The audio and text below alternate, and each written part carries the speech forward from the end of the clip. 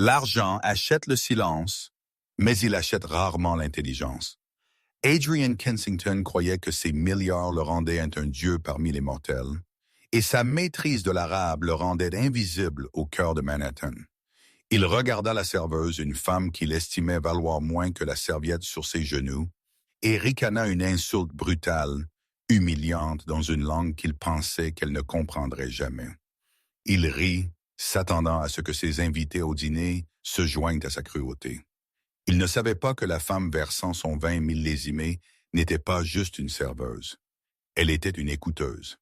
Et quand elle répondit en arabe parfait, élégant, le sang ne s'est pas juste drainé du visage d'Adrien, il s'est drainé de son futur. Ceci est l'histoire de comment une phrase arrogante a démantelé un empire. La salle d'Obsidienne était le genre d'établissement où l'air lui-même semblait coûter de l'argent.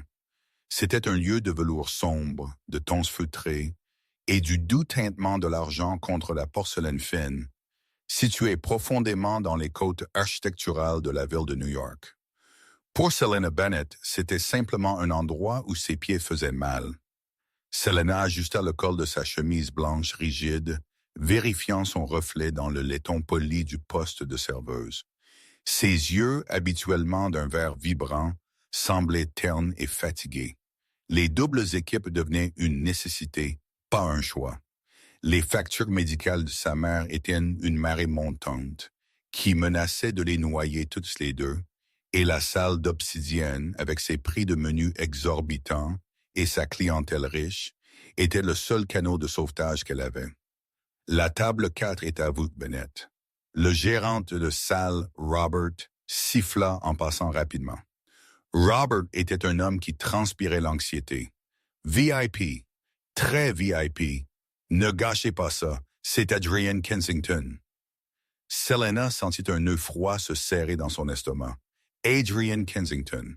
Le nom était synonyme d'opinion agressive, de transactions immobilières impitoyables et d'une personnalité qui pouvait faire tourner le lait. Il était le PDG de Kensington Global, un conglomérat qui possédait tout, des lignes maritimes aux brevets pharmaceutiques. Il était aussi connu pour faire pleurer le personnel de service. « Compris », dit Selena, lissant son tablier. Elle sortit sur le sol, équilibrant un lourd plateau de verres hauts en cristal. La table 4 était l'endroit privilégié. Une banquette semi-circulaire tapissée de cuir couleur sang de bœuf, offrant une vue sur toute la salle à manger, tout en restant suffisamment isolé pour des affaires illicites. Adrian Kensington était assis au centre, flanqué de deux autres hommes. Kensington était un homme d'une 50aine d'années qui portait sa richesse comme une armure.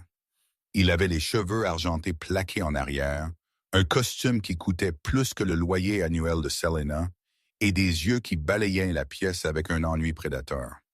À sa droite se trouvait un homme plus jeune, clairement un assistant nerveux ou un cadre junior serrant d'une tablette.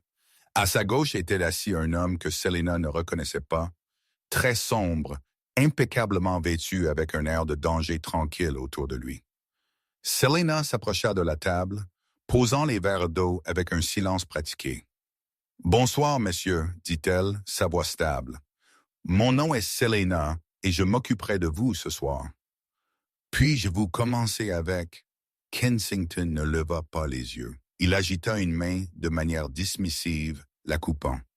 Ils vont 82 pétus et apportent le menu dégustation. Nous ne sommes pas ici pour lire. Nous sommes ici pour manger. Dépêchez-vous. Il n'avait même pas jeté un coup d'œil à son visage.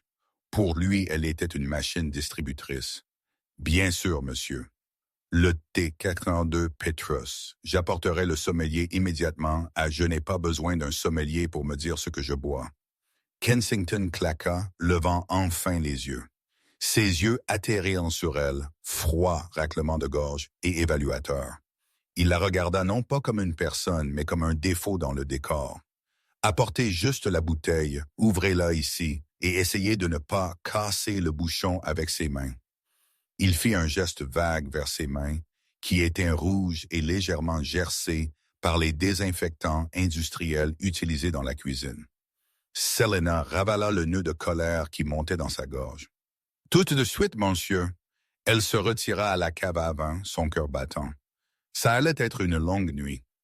Quand elle revint avec la bouteille, un millésime valant des milliers, Kensington était plongé dans une conversation avec l'homme à sa gauche. Selena présenta l'étiquette. Kensington hocha la tête une fois, reconnaissant à peine sa présence.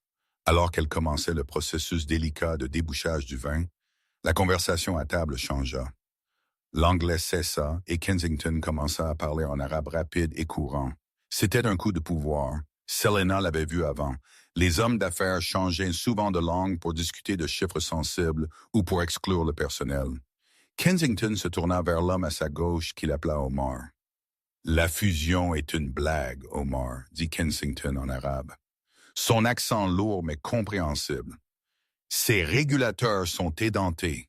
Nous allons déverser les actifs toxiques dans la filiale Shell Company au Brésil. Au moment où ils le comprendront, l'action aura triplé. » La main de Selena se figea une fraction de seconde sur le tire-bouchon. La mention du Brésil et des actifs toxiques n'était pas juste des affaires. C'était une confession de fraude, mais elle garda son visage inexpressif, ses yeux fixés sur la bouteille.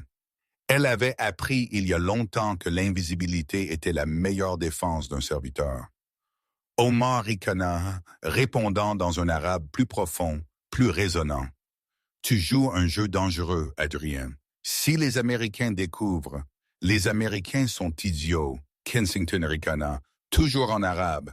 Ils ne voient que ce que nous leur montrons. » Juste comme ça, il s'interrompit, faisant un geste vers Selena avec son verre de vin.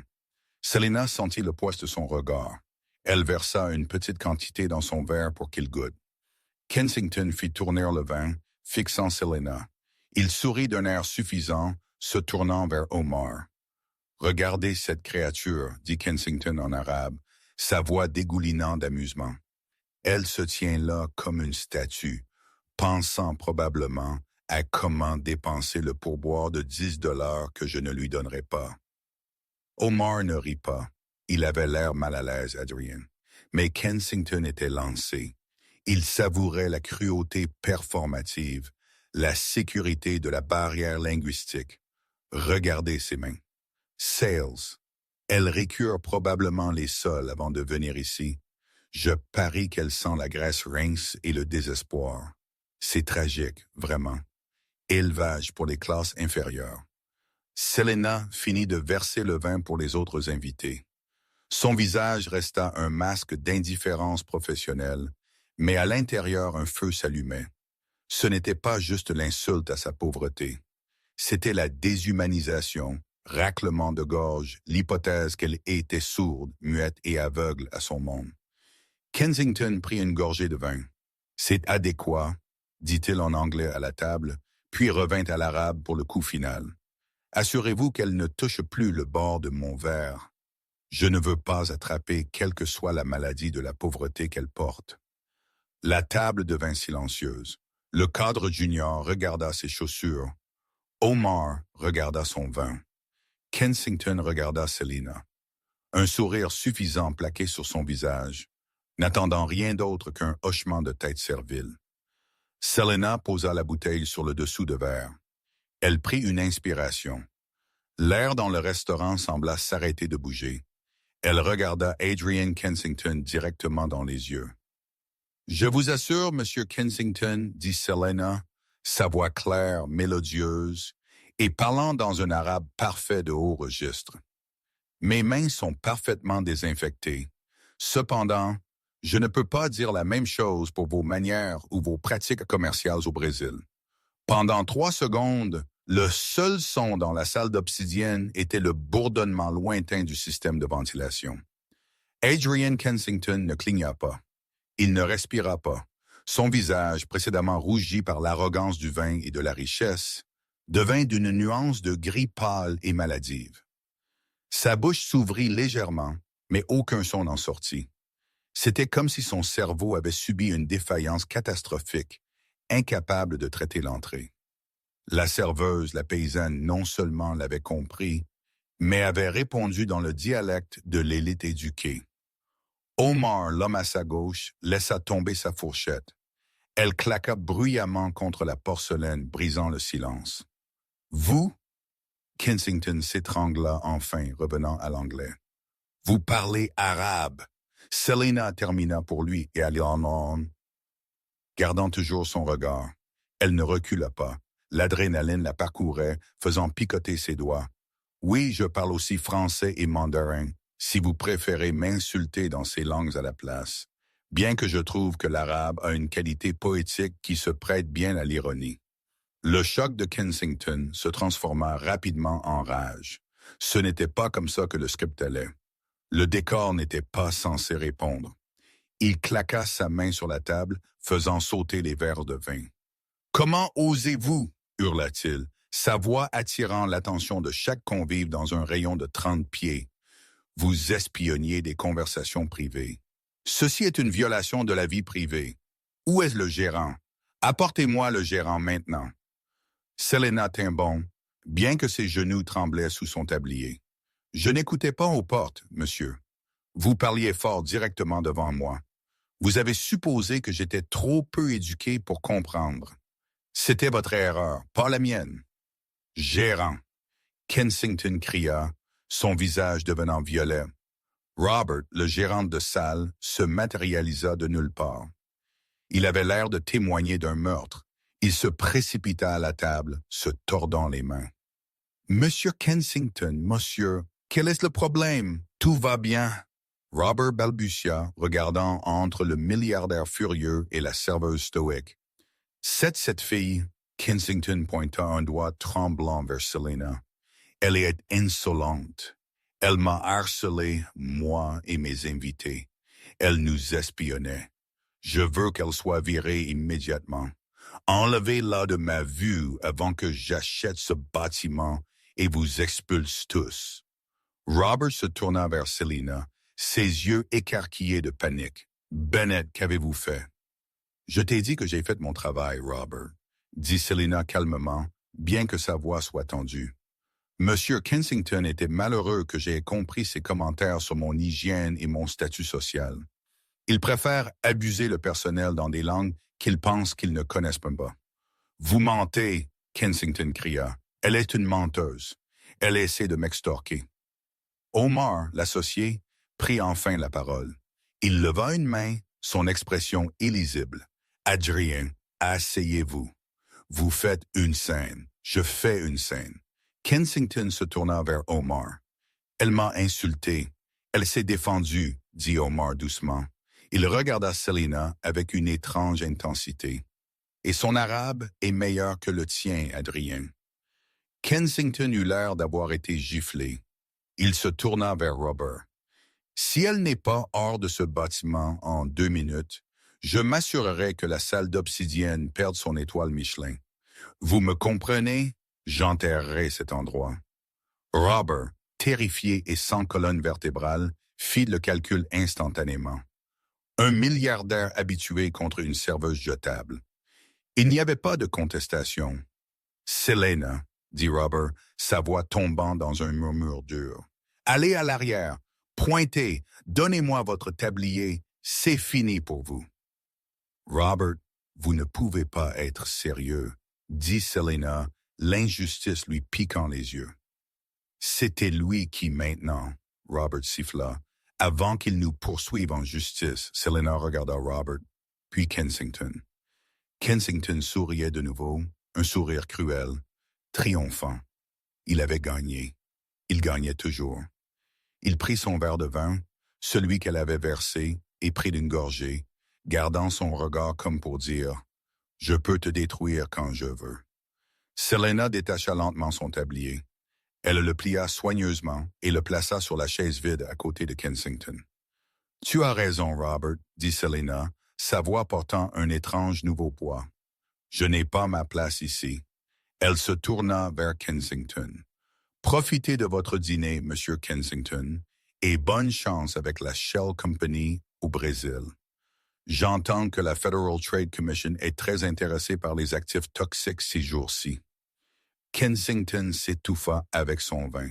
Il toussa violemment, du vin rouge éclaboussant la nappe blanche immaculée. Selena tourna les talons et s'éloigna.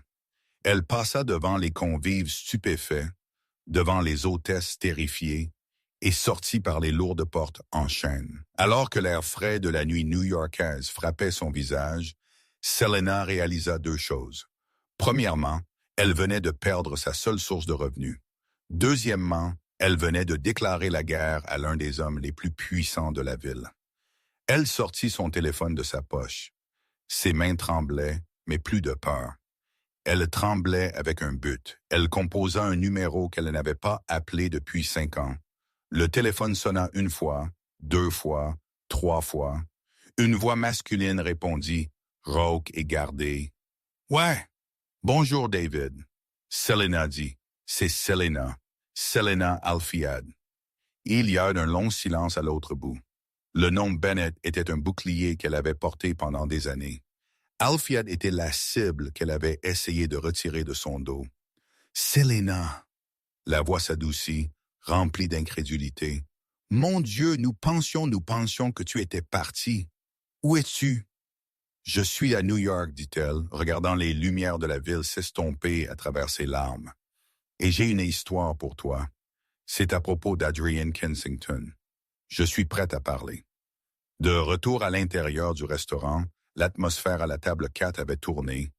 Kensington tamponnait la tache de vin sur sa chemise, ses mains tremblant de rage. « Découvrez qui elle est. » Kensington siffla à son jeune assistant, qui tapait furieusement sur sa tablette. « Je veux son nom, son adresse. Je veux savoir où elle vit, avec qui elle couche, et ce qu'elle mange au petit déjeuner. Personne ne me menace. Personne. » Omar regarda Kensington avec des yeux plissés. Il prit une gorgée de son eau, son esprit s'emballant. Il avait reconnu le dialecte que la serveuse utilisait. Ce n'était pas juste de l'arabe standard. C'était le dialecte raffiné, spécifique du corps diplomatique du Levant. C'était le dialecte des vieilles familles. « Adrienne, » dit Omar lentement, « tu devrais être prudent. »« Prudent, » Kensington ricana. « C'est une serveuse, une à écraser comme un insecte. » « Elle ne parlait pas comme une serveuse, » Omar murmura, presque à lui-même. Elle parlait comme une reine en exil. Le lendemain matin, Selena était assise dans un café exigu à Brooklyn, un ordinateur portable emprunté à sa voisine ouvert devant elle. L'odeur d'expresso brûlé et de pluie remplissait l'air. Elle n'avait pas dormi. En face d'elle était assis David Miller. Il y a 5 ans, David avait été un journaliste d'investigation pour le Chronicle, un homme avec une réputation de chasseur de corruption. Maintenant, il avait l'air fatigué. Sa veste était effilochée au coude, et il avait les yeux cyniques d'un homme qui avait vu trop de méchants s'en tirer. Alors, David dit, buvant un café noir. Selena Alfiad, fille de Hakim Alfiad, le diplomate qui aurait détourné des millions et puis disparu. Il ne l'a pas détourné, David. Tu sais ça, Selena dit, sa voix basse. Il a été piégé.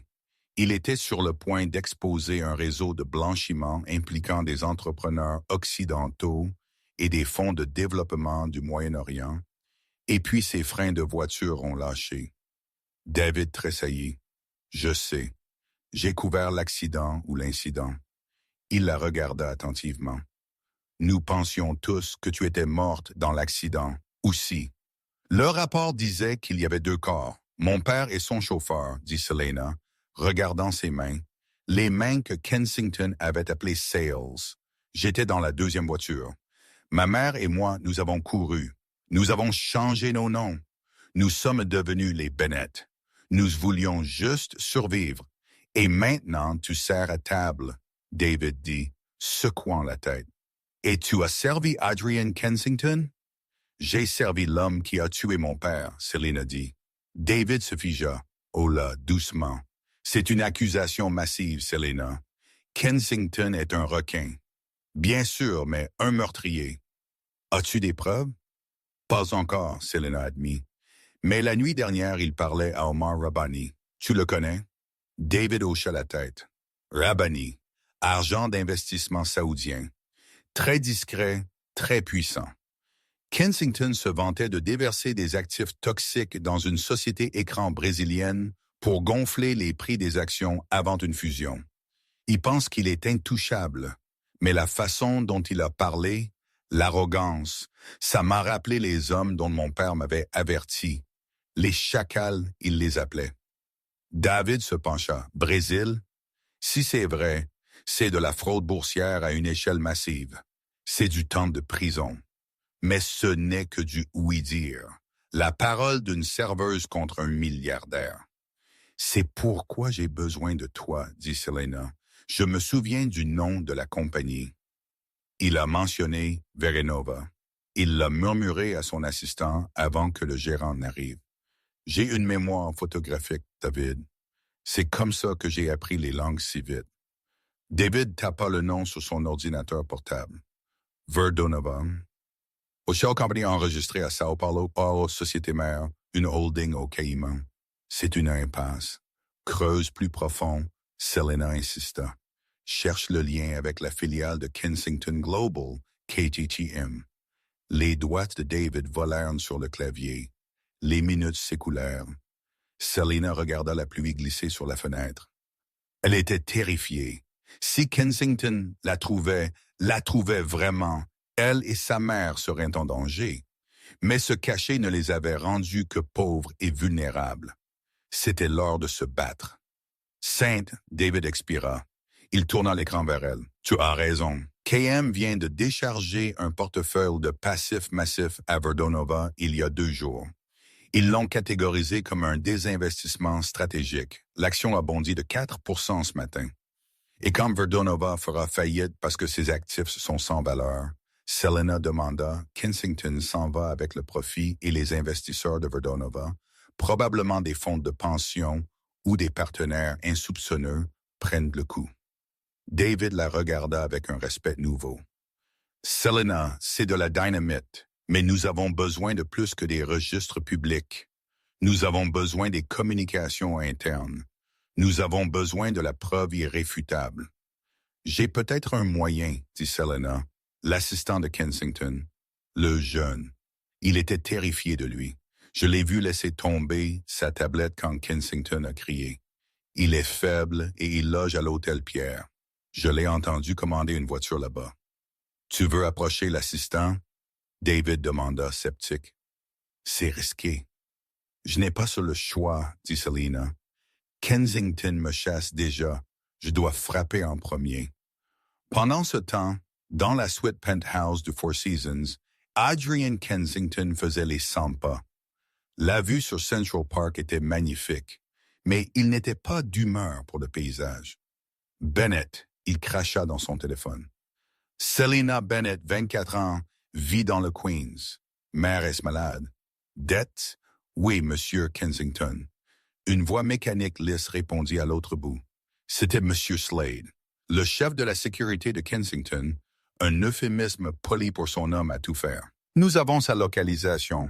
Elle sait pour le Brésil, dit Kensington, sa voix baissant. Elle a fait un commentaire. Elle doit avoir entendu le nom Verdonova. C'est problématique, dit Slade. Devons-nous la décourager? Non, dit Kensington, ses yeux se rétrécissant. Le découragement est pour les amateurs. Si elle va à la presse, c'est une histoire d'ancienne employée mécontente. Mais je ne veux pas le risque. Je veux que sa crédibilité soit détruite. Planter quelque chose dans son appartement. Drogue, carte de crédit volée, faites-la passer pour une criminelle.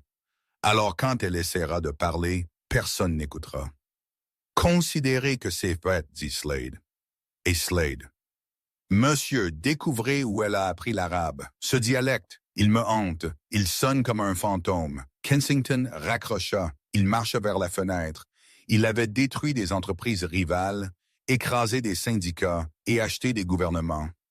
Une serveuse n'était rien, mais au fond, une parcelle de peur grandissait raclement de gorge, parce qu'Adrian Kensington croyait au présage, et une servante parlant la langue des rois était un très mauvais présage en effet. Le bar de l'hôtel Pierre était un sanctuaire de lumière ambrée et d'affaires discrètes, un monde loin de l'énergie frénétique du café de Brooklyn. Selena entra, Non pas comme la serveuse qui raclait les miettes des nappes, mais comme la femme qu'elle était née pour être.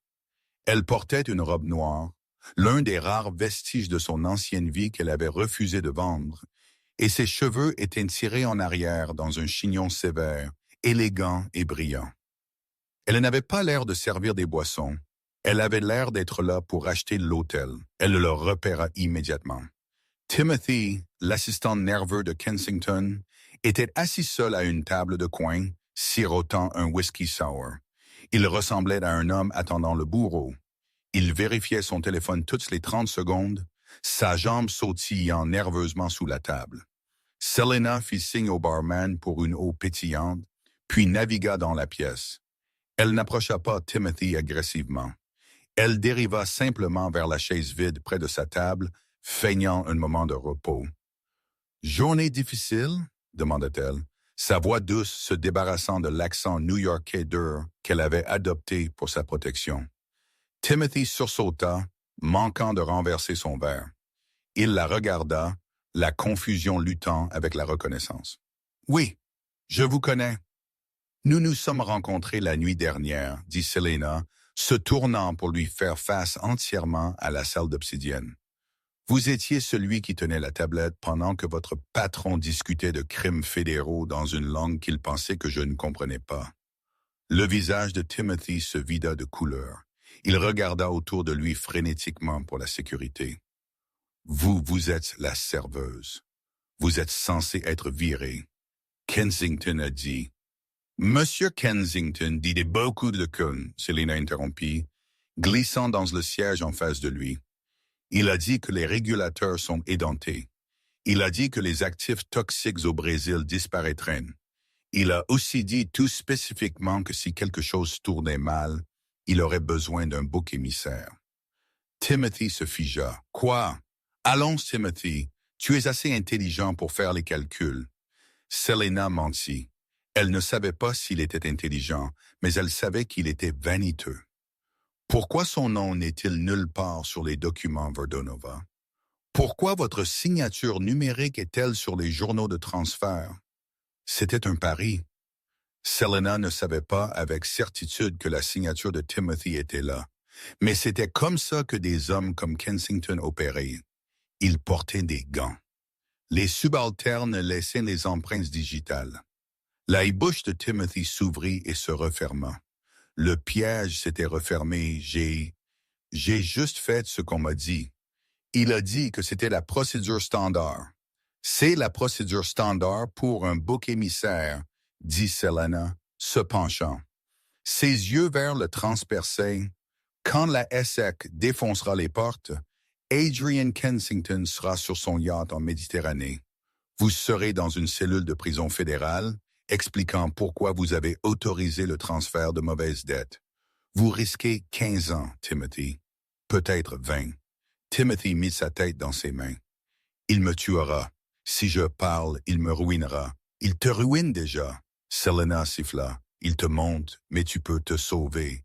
Tu peux devenir témoin. Je ne peux pas, Timothy murmura.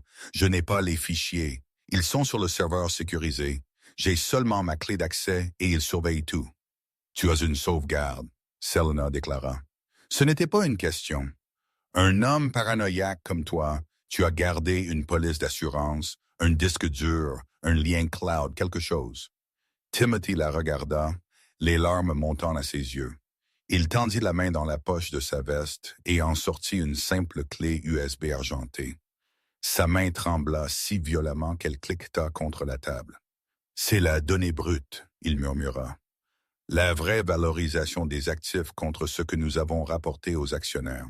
Ça prouve la fraude. » Selena tendit la main pour l'attraper, mais Timothy la retira. « Qui êtes-vous » demanda-t-il, sa voix tremblante.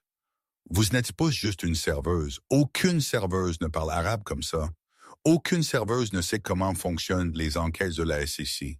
Je suis quelqu'un qui veut voir Adrian Kensington brûler tout autant que vous. » Selena dit, « Donne-le-moi, Timothy, avant qu'il ne réalise que tu es le bout de lâche. » Timothy hésita.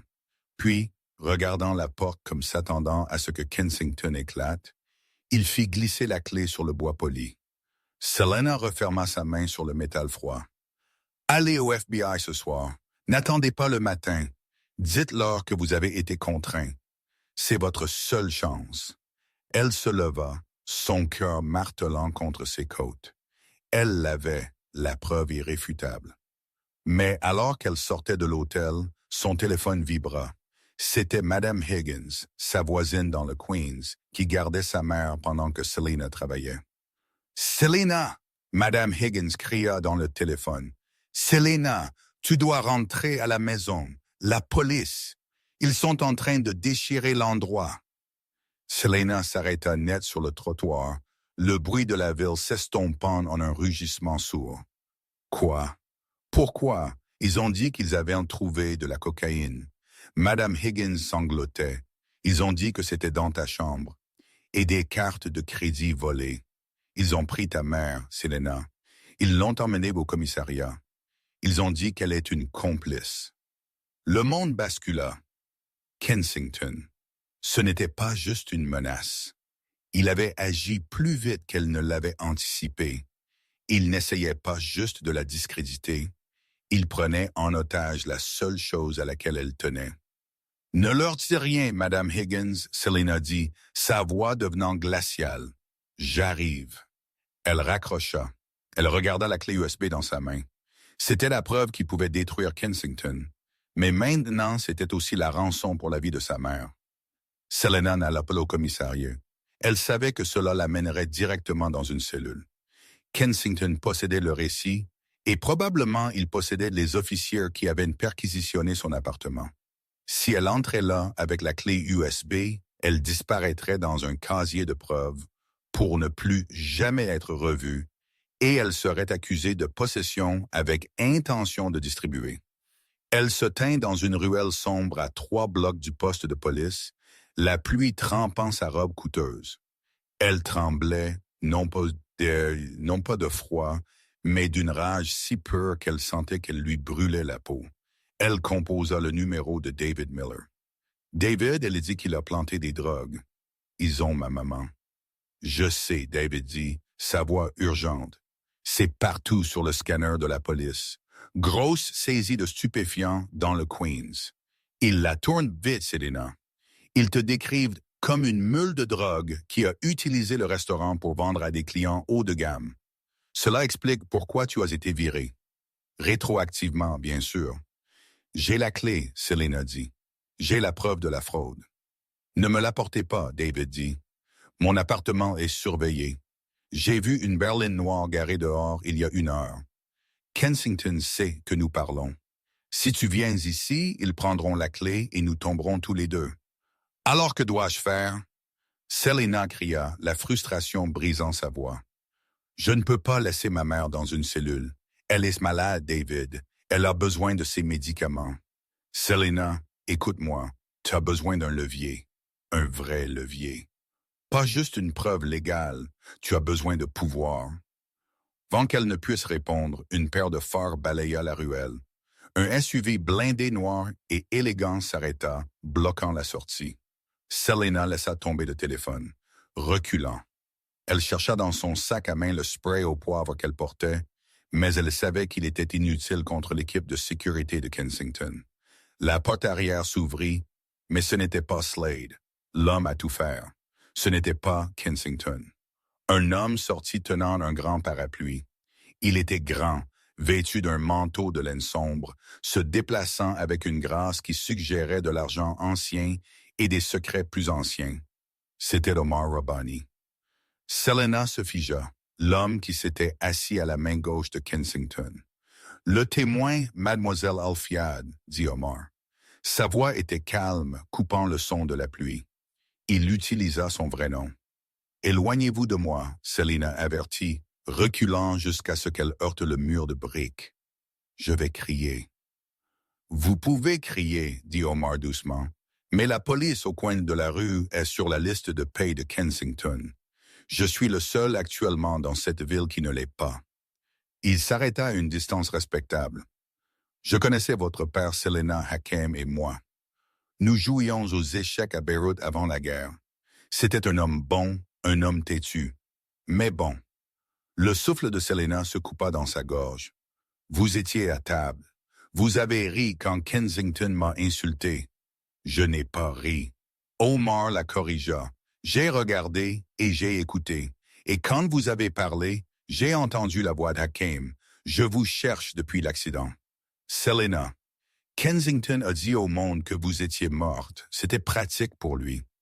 Pourquoi devrais-je vous faire confiance? Selena demanda, sa main serrant la clé USB dans sa poche. Vous faites affaire avec lui. Les affaires sont la guerre par d'autres moyens, dit Omar. J'enquêtais sur les opérations de Kensington parce que je le soupçonnais de me tromper.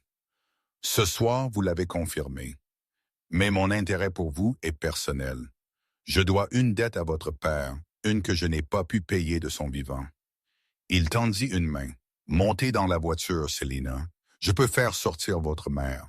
J'ai des avocats qui sont plus agressifs que ceux de M. Kensington et je peux vous garder en sécurité. Selena regarda la main, puis la ruelle sombre. Elle n'avait pas de maison, pas d'argent, et la police la chassait. Elle avait une clé USB qui était une condamnation à mort. Elle s'avança et prit la main d'Omar. À l'intérieur du SUV, le silence était absolu. Les sièges en cuir étaient chauds. Omar versa une tasse de thé d'un thermos, un geste incongrument domestique. « Où allons-nous? » Selena demanda. « À une maison sûre, » Omar répondit. « Kensington sait que tu as la clé. Son assistant, Timothy, il a craqué. Kensington l'a appelé 10 minutes après votre départ. Timothy lui a tout dit. » Selena jura sous son souffle. « Alors, il sait que j'ai la preuve. » « Oui, et il est terrifié. Un milliardaire terrifié est un animal dangereux. Il a autorisé Slade à utiliser toutes les mesures nécessaires. Cela signifie qu'il n'essaie plus de vous arrêter, Selena. Il essaie de vous effacer. » La voiture fila à travers les rues pluvieuses se dirigeant vers l'aérodrome privé de Teterboro. « Ma mère, Selena dit, vous avez dit que vous pouviez l'aider. Mon équipe juridique est déjà au commissariat. Omar dit qu'il dépose une demande de libération médicale d'urgence. Nous la ferons déplacer dans une clinique privée sous ma protection d'ici le matin. Les accusations seront combattues, mais d'abord nous devons nous assurer qu'elle est en sécurité. » Selena sentit une vague de soulagement si forte qu'elle en fut étourdie. « Merci. Mais pourquoi? Pourquoi aller contre lui? Il est raclement de gorge, votre partenaire. » Omar regarda par la fenêtre les lumières qui passaient. « Adrien est un parasite. Il se nourrit de choses jusqu'à ce qu'elles soient sèches. Il a tué votre père parce que Hakim a découvert que Kensington vendait des matériaux de construction défectueux pour les efforts de reconstruction d'après-guerre, écoles, hôpitaux. Ils se sont effondrés. Selena, des gens sont morts. Hakim allait le rendre public. Selena sentit le sang lui monter aux oreilles. Elle savait que son père avait été tué pour la vérité, mais elle n'en connaissait pas les détails. « Il a tué des enfants pour le profit, » dit Omar. « Et maintenant, avec cette clé, vous avez le clou pour son cercueil. Mais un clou est inutile sans un marteau. » Il se tourna vers elle, ses yeux sombres scintillants. « Je serai votre marteau, Selena. Mais vous devez être la main qui le balance. Êtes-vous prête à le détruire? » Raclement de gorge. Pas juste l'envoyer en prison, mais démanteler son héritage. Parce qu'une fois que nous commençons cela, il n'y a pas de retour en arrière. Selena pensa à l'humiliation au restaurant. Elle pensa aux mains de sa mère usées à vif par des années à récurer les sols pour survivre. Elle pensa à la voiture de son père, métal tordu sur une autoroute sombre. Elle serra la clé USB jusqu'à ce que ses jointures blanchissent. « Je ne le veux pas juste en prison, » Selena dit, sa voix baissant à un murmure qui sonnait comme une lame tirée. « Je veux qu'il ne soit rien. Je veux qu'il se tienne dans une pièce et réalise qu'il vaut moins que la serviette sur ses genoux. » Omar sourit, un sourire lent, prédateur. « Alors commençons. Ce soir, nous ne dormons pas. Ce soir, nous fuyons les documents, mais pas à la police. Nous les donnons au monde. Le gala du commerce mondial et de l'innovation était la nuit la plus importante du calendrier social de New York. Il était tenu au Metropolitan Museum of Art, spécifiquement dans la salle du temple de Dendur, un décor de pierre ancienne et de verre élancé qui criait permanence et pouvoir. Pour Adrian Kensington, cette nuit était son couronnement. Il était sur le point de recevoir le prix du Titan de l'industrie, un bouclier de légitimité qui rendrait la fusion Verdonova intouchable. Kensington se tenait près du buffet, sirotant du champagne. Il se sentait invincible. Son chef de la sécurité, Slade, avait rapporté que la police avait perquisitionné l'appartement de Bennett. La mère était en garde à vue. La fille, Selena, était en fuite, probablement cachée quelque part dans un caniveau. L'assistant, Timothy, avait été relocalisé dans une installation privée en Suisse où les téléphones n'étaient pas autorisés. Les bouts de lâche étaient liés. Monsieur Kensington, un sénateur, s'approcha, lui serrant la main. Merveilleuse affluence. Les marchés bourdonnent à propos de l'accord brésilien. Progrès, sénateur. Kensington rayonna, son smoking tirant contre sa poitrine. Il s'agit de progrès. Haut au-dessus de la salle de gala dans la salle de contrôle du musée, l'ambiance était très différente. Des gardes de sécurité gisaient ligotés et bâillonnés dans le coin. Omar Rabbani se tenait près de la console principale, flanqué de deux de ses propres spécialistes techniques. « Sommes-nous connectés ?» Omar demanda dans son casque. « Nous avons le contrôle de l'audio, du système de projection et du flux en direct. » La voix de David Miller crépita depuis la maison sécurisée dans le New Jersey, et Selena est en position. Omar regarda la salle de gala à travers la vitre. Lors que le spectacle commence, en bas dans la grande salle, les lumières s'éteignirent. Le bavardage de la classe des milliardaires s'éteignit alors qu'un projecteur frappait le podium. Kensington s'approcha du microphone, se prélassant dans les applaudissements. « Merci », Kensington rugit, sa voix amplifiée à travers la pierre ancienne. « Ce soir, nous célébrons la vision. Nous célébrons la capacité de voir la valeur où d'autres ne voient rien. Quand je regarde le monde, soudain les écrans de projection massifs derrière lui clignotèrent. Le logo du gala se dissout, remplacé par une vidéo granuleuse et tremblante. Le public haleta. Kensington se retourna confus. Qu'est-ce que c'est? Difficulté technique. La vidéo sur l'écran était claire. C'était Adrian Kensington assis dans la salle d'obsidienne. L'angle était bas, filmé d'une caméra cachée sur un gilet, ou peut-être un téléphone posé sur un poste de service, mais l'audio était clair comme du cristal. La fusion est une blague, Omar. Nous allons déverser les actifs toxiques dans la filiale Shell Company au Brésil. Les Américains sont idiots. Kensington se figea. Le verre de champagne dans sa main se brisa, lui coupant la paume. Mais il ne sentit pas de la douleur. La vidéo coupa à un autre extrait, Kensington criant à son assistant « Je veux son nom. Faites-la passer pour une criminelle. Plantez des drogues. » Une vague de choc traversa la foule. Le sénateur fit un pas en arrière. Le silence était absolu, plus lourd que le temple de pierre qui les entourait. « Éteignez-le. » Kensington cria, sa voix se brisant. « C'est un deep fake. C'est la sécurité de l'IA. Coupez le courant. » Mais les écrans ne s'éteignirent pas. Au lieu de cela, ils passèrent à un flux en direct. Une femme descendait le grand escalier du musée. Elle portait une robe de soie vert émeraude qui coulait comme une armure liquide. Ses cheveux étaient détachés, cascadant sur ses épaules. Elle ne ressemblait pas à une serveuse. Elle ressemblait à une juge. C'était Selena. Elle tenait un microphone dans sa main.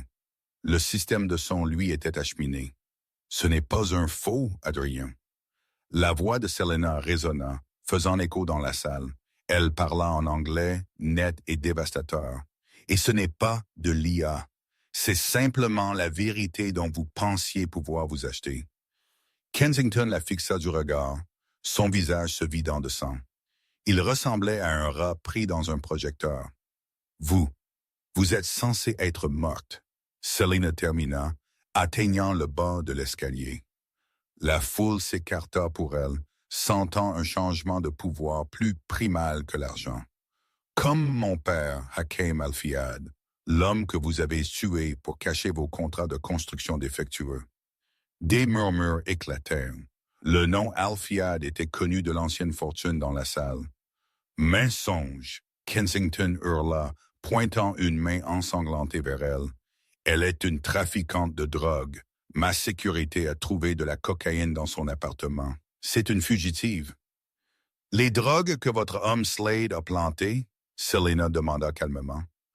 Chose amusante à propos de Slade, il ne voulait pas aller en prison à vie. Il a conclu un accord avec le FBI il y a environ 1 heure. À ce moment, les lourdes portes du musée s'ouvrirent en grand. Mais ce n'était pas la sécurité du musée. 2 douzaines d'agents fédéraux en coupe-vent blasonnés FBI prirent d'assaut la pièce. Ils se déployèrent, armes tirées, mais abaissées. L'agent Walker, l'enquêteur principal que David avait contacté, entre dans la lumière. « Adrian Kensington !» il cria. « Vous êtes en état d'arrestation pour fraude boursière, racket, conspiration en vue de commettre un meurtre et entrave à la justice. » Kensington regarda les agents, puis les sorties, puis Selena. Son empire se dissolvait en quelques secondes. La phase de déni s'écrasa dans la phase de colère. Il se jeta vers Selena. « Vous, petite saleté !» Omar Rabbani sortit de la foule, bloquant le chemin de Kensington. Omar ne le toucha pas. Il se tint juste là, un mur inamovible de dignité. « Non, » dit Omar doucement. Kensington regarda Omar, la trahison dans les yeux. « Vous l'avez aidé. J'ai aidé la justice, » dit Omar, « et j'ai aidé la fille de mon ami. » Kensington fut saisi par 2 agents. Ils lui tordirent les bras derrière le dos, les menottes claquant avec un son qui semblait plus fort que les applaudissements qu'il avait reçus quelques instants plus tôt. Alors qu'il le traînait devant Selena, Kensington se débattit, désespéré d'un dernier lambeau de supériorité. Il croisa son regard et cracha une phrase en arabe, une vile malédiction destinée à dégrader son honneur et la lignée de sa mère. Selena ne tressaillit pas. Elle ne se mit pas en colère. Elle le regarda simplement avec une expression de profonde pitié. Elle se pensa près pour que seul lui puisse entendre et murmura en anglais « Je suis désolé, Monsieur Kensington. Je ne parle pas prisonnier. » Le cri de rage de Kensington fut coupé court alors que les lourdes portes se refermaient derrière lui, scellant son destin. 6 mois plus tard, New York City, une bête qui dévore habituellement les faibles et canonise les riches, avait trouvé un nouveau rythme. Le scandale qui avait éclaté au Metropolitan Museum of Art n'avait pas juste dominé le cycle de l'actualité, il était devenu une ligne de faille culturelle. Le nom Adrian Kensington, autrefois murmuré avec révérence dans les salles de conseil, était maintenant un récit d'avertissement enseigné dans les cours d'éthique des affaires à travers le pays. Mais loin des canyons de calcaire de Manhattan, dans une installation en béton austère dans le nord de l'État de New York, le détenu 8940 était assis sur le bord d'un lit de camp en acier. L'homme qui avait autrefois commandé du Petros millésimé sans regarder le prix mangeait maintenant du gruau tiède d'un plateau en plastique. Les actifs d'Adrian Kensington avaient été gelés, saisis et liquidés. Kensington Global était une carcasse nettoyée par les régulateurs et les fonds de restitution. Le titan de l'industrie passait ses jours dans un silence bien plus profond que celui qu'il avait essayé d'acheter, attendant un procès que les experts juridiques promettaient de l'enterrer pour le reste de sa vie naturelle.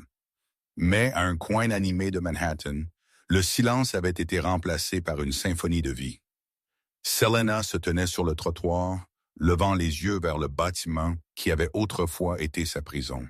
Les lourds rideaux de velours bloquant la lumière de la salle d'obsidienne étaient partis, dénudés pour révéler des fenêtres du sol au plafond qui buvaient le soleil de l'après-midi. L'imposant panneau noir avec ses lettres dorées avait été retiré, remplacé par un luminaire en bois chaud peint à la main, la fondation Hakim et Bistro. C'était un concept né des cendres de son ancienne vie. 2 jours, l'espace fonctionnait comme un centre à but non lucratif, offrant une aide juridique, des cours de langue et un soutien à l'immigration aux travailleurs de service qui faisaient fonctionner la ville. L'armée invisible avec laquelle Selena avait autrefois marché. De nuit, il se transformait en une célébration culinaire du Levant, une expérience de restauration haut de gamme où les profits alimentaient la fondation et où chaque membre du personnel était un partenaire, pas un serviteur. À l'intérieur, l'air ne sentait plus l'argent stérile et la peur. Il sentait l'ail rôti, le safran, la coriandre et l'arôme doux et terreux du pain qui cuit. David Miller était assis à une table de coin près de la fenêtre, la lumière du soleil attrapant le gris à ses tempes. Il tapait furieusement sur un nouvel ordinateur portable, une tasse de thé à moitié vide à côté de lui. Le regard creux et cynique qui l'avait défini il y a 6 mois avait disparu, remplacé par une concentration nette, énergique, raclement de gorge. Son exposé sur la fraude Verdonova lui avait non seulement valu un prix Pulitzer, mais avait ravivé une carrière qu'il pensait morte. Le coup de feu du déjeuner va être un cauchemar aujourd'hui, dit David sans lever les yeux alors que Selena entrait, les cloches au-dessus de la porte tintant doucement. Je viens de voir la critique dans le Sunday Times. Ils ne l'ont pas juste aimé, Selena. Ils ont appelé le taïjin d'agneau révolutionnaire et l'atmosphère réparatrice. Selena sourit, attachant son tablier. Ce n'était pas l'uniforme blanc raide et amidonné qui lui avait frotté le cou dans la salle d'obsidienne. C'était un doux lin bleu marine brodé d'une petite branche d'olivier. « Ce n'est pas révolutionnaire, dit-elle, vérifiant la tablette de réservation. C'est juste la recette de ma mère. C'est comme la nourriture est censée goûter quand elle est faite avec amour, pas avec ego. » Comme sur commande, un éclat de rire retentit de la cuisine ouverte. Selena regarda pour voir sa mère, Madame Alfiad, instruisant le sous-chef sur la bonne façon de conserver les citrons. Elle avait l'air vibrante, la pâleur de la maladie et le poids de l'anxiété constante étaient partis, remplacés par l'éclat d'une femme qui avait repris son domaine. Elle n'était plus un fantôme se cachant dans un appartement en sous-sol dans le Queens. Elle était la matriarche de cette maison et sa joie était la fondation du bâtiment. La porte tinta de nouveau, attirant l'attention de Selena. Omar Rabbani entra. Il se déplaçait avec la même élégance fluide qu'il possédait toujours, portant un costume qui coûtait plus que le loyer mensuel du Bastro. Pourtant, il ne portait plus l'attention gardée d'un homme qui surveille ses arrières. Dans sa main, il tenait un massif bouquet de lits blancs. « Pour la semaine d'ouverture, dit Omar, les présentant à Selena avec une légère révérence. Votre père aimait les lits. Il disait que c'était les seules fleurs qui savaient se tenir droites. » Selena prit les fleurs, le parfum la transportant instantanément vers une enfance qu'elle pensait avoir perdue à jamais. « Merci, Omar, pour tout. Vous savez, vous n'avez pas eu à acheter le bâtiment pour moi. Nous aurions pu louer. » Omar agita une main de manière dismissive, marchant pour rejoindre David. « Je ne l'ai pas acheté pour toi, Selena. J'ai investi. Je suis un homme d'affaires après tout. » Et en regardant cette liste de réservations, il tapota la tablette sur le comptoir. « Je m'attends à un retour très sain sur mes capitaux propres. » Il s'assit en face de David, son expression s'adoucissant. Raclement de gorge. « Avez-vous des nouvelles de notre ami mutuel? » David sourit d'un air suffisant, fermant son ordinateur portable. Kensington, son équipe de défense est en difficulté. Ils essaient de faire valoir un plaidoyer d'aliénation mentale. Apparemment, ils prétendent entendre des voix se moquant de lui en arabe chaque fois qu'il essaye de dormir. Selena rit.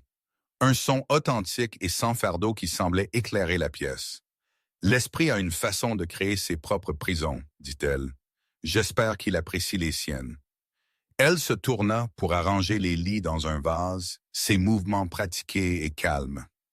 Le bistrot se remplissait de lumière, et pour la première fois depuis des années, Selena ne ressentait pas l'envie de courir. Elle était exactement là où elle devait être. La porte s'ouvrit avec hésitation. Selena se tourna pour accueillir l'invité, mais marqua une pause. Ce n'était pas un client. Un jeune homme se tenait dans l'entrée. Il n'aurait pas pu avoir plus de 20 ans. Il portait un costume bon marché, mal ajusté, légèrement trop grand pour sa silhouette, et ses chaussures étaient éraflées, mais soigneusement polies. Il serrait un dossier en cuir contre sa poitrine comme un bouclier. Ses yeux furetaient autour de la pièce, observant le décor élégant, et la terreur inonda son visage. Il semblait prêt à s'enfuir. Selena reconnut ce regard. Elle connaissait la tension dans sa poitrine, la gorge sèche, la peur écrasante du rejet. Elle se souvint d'être debout au poste de serveuse de cette même pièce, invisible, se faisant dire qu'elle valait moins que la serviette sur les genoux d'un homme riche. Elle contourna le comptoir, l'approchant, non pas en tant que propriétaire, mais en tant qu'égale. « Puis-je vous aider ?» demanda-t-elle doucement. Le jeune homme déglutit difficilement. « Excusez-moi, » il balbutia, son anglais épais et cassé. « Je cherche le propriétaire. J'ai vu le panneau. J'ai besoin de travail. Je travaille dur. S'il vous plaît. » Il se prépara au renvoi. Il s'attendait au signe de la main, au « nous n'embauchons pas », à l'accueil froid. Selena regarda ses mains. Elles étaient rudes, gercées par le travail, tremblantes légèrement. C'étaient les mains de quelqu'un qui portait le poids d'une famille sur son dos. Selena sourit, et la chaleur de ce sourire sembla le désarmer complètement. Elle passa sans effort de l'anglais à l'espagnol, les voyelles roulant doucement de sa langue. « Bienvenue, dit-elle dans sa langue natale. Vous n'avez pas besoin de chercher le propriétaire, vous lui parlez. » Le jeune homme, Matteo Udo, la regarda sous le choc, sa prise sur le dossier se relâchant. « Vous parlez espagnol? »« Je parle beaucoup de choses, » Selena répondit, ses yeux pétillants. « Mais surtout, je parle le langage du travail acharné. Nous ne donnons pas juste des emplois ici, Matteo. Nous construisons des futurs. Quel est votre nom? » Matteo, il murmura, se tenant un peu plus grand. « Enchanté de vous rencontrer, Matteo, » Selena dit, faisant un geste vers la cuisine où les odeurs du service du déjeuner commençaient à s'échapper. « Venez avec moi. Laissez-moi vous donner quelque chose à manger d'abord. Vous ne pouvez pas travailler le ventre vide, et ma mère fait un ragoût qui vous rendra fort. » Elle le guida vers l'arrière, passant devant les tables où David et Omar étaient assis à regarder. Omar donna un subtil hochement de tête approbateur. Alors que Selena passait devant la grande fenêtre en verre, elle aperçut un reflet. La fille fatiguée et effrayée aux mains gercées et aux yeux hantés avait disparu. À sa place se trouvait une femme qui comprenait la vraie monnaie du monde. Adrian Kensington avait cru que le pouvoir était la capacité de faire taire les autres. Il avait tort. Le pouvoir était la capacité de les entendre. Le pouvoir était la capacité de regarder quelqu'un que le monde jugeait invisible et de dire « Je vous vois ». Selena Alfiad avait démoli une forteresse d'arrogance et construit un sanctuaire de dignité à sa place. Elle poussa la porte de la cuisine, les sons de rire et de poils grésillantes les accueillant. L'argent pouvait acheter le silence, oui, mais la vérité. La vérité parlait toutes les langues. Et pour la première fois depuis longtemps, Selena aimait ce qu'elle avait à dire. Adrian Kensington apprit à la dure que la personne la plus dangereuse dans la pièce n'est pas toujours celle avec la voix la plus forte ou le plus grand compte en banque. C'est celle qui écoute. Selena Alfiad prouva que la dignité n'est pas définie par votre titre de poste, mais par votre caractère dans un monde qui traite souvent les travailleurs de service comme invisibles. Elle montra que chacun a une histoire, et certaines de ces histoires sont assez puissantes pour renverser des empires. Ne sous-estimez jamais la personne qui verse votre eau. Il pourrait juste être celui qui noie votre arrogance.